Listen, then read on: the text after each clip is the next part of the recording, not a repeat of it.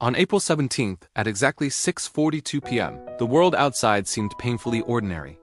The sky was soft and pale, touched by a fading sunset, and car horns echoed faintly from the main road. For most people, it was just another evening. But for Daniel Carter, an average, 32-year-old office worker, this was the final moment before his life split into two parts: the days before and everything after. He had just finished washing the dishes, the faucet still dripping behind him, when his phone buzzed on the counter. Unknown number. He almost ignored it, like the spam calls that filled most of his week, but something made him answer. Maybe it was curiosity, maybe fate, maybe something far stranger. The voice on the other end was calm, almost rehearsed. "Mr. Carter," it said, "we need to speak to you immediately." "It's about your father." Daniel froze. For a moment, he couldn't breathe. His father had disappeared when he was 6, a ghost in family pictures, a name people avoided at dinner tables. No closure, no explanation, just gone. For years, Daniel believed he was dead. The caller continued. "He's been found, and he requested we contact you." The room suddenly felt cold. The world tilted. A part of him wanted to hang up, run, forget. But curiosity, or something deeper, pulled him toward the unknown. By 9:15 p.m., Daniel sat across from two men in a dimly lit government building. Their badges were real. Their silence was heavy.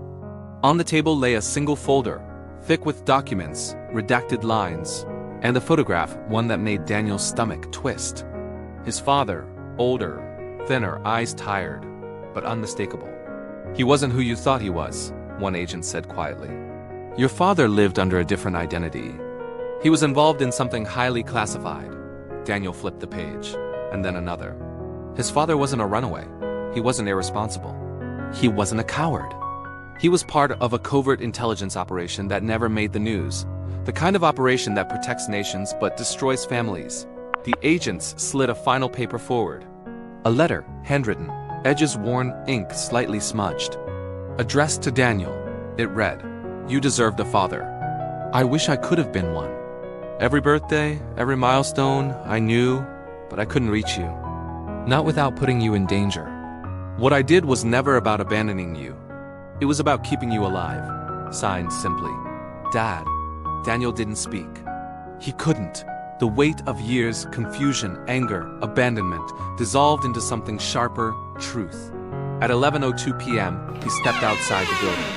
The air smelled the same. The traffic hummed like always. The world hadn't changed. But he had. He walked down the empty street, letter clutched like a fragile piece of history, realizing that sometimes the biggest moments are not marked by fireworks or chaos. Sometimes they arrive quietly, in a phone call, in a single sentence, in a name spoken after decades of silence. And in that moment, life becomes something new.